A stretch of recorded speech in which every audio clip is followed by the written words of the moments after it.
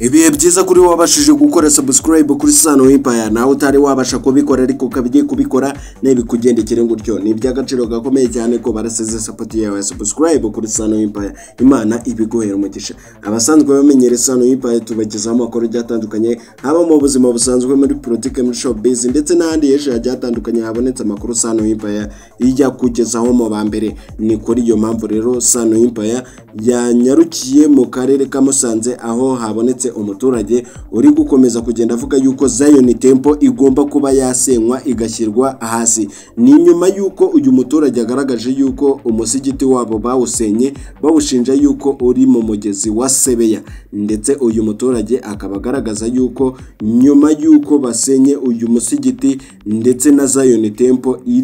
ifite ikibazo nk'icy'uwo musigiti wari ufite ndetse abaturage bakaba bakomeje kugenda bavuga yuko niba hatarimo ihohoterwa n'iyi Zion Temple igomba kuba yasenywa dore yuko nayo ngwiri mu mugezi wa Sebeya nkuko bakomeza kugenda babigaragaza. Uyu muturage yakomeje kugenda abigaragaza ndetse abigarukaho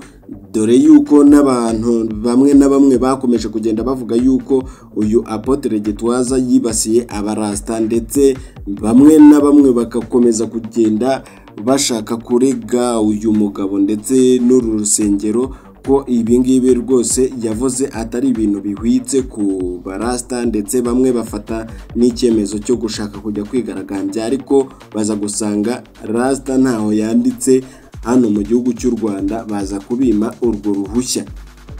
Ibyo byose byakomeje rero kugenda birakaza abantu mu buryo butandukanye ndetse bamwe na bamwe bakaba bavuga yuko n'uyu muturage ari byo yatangiye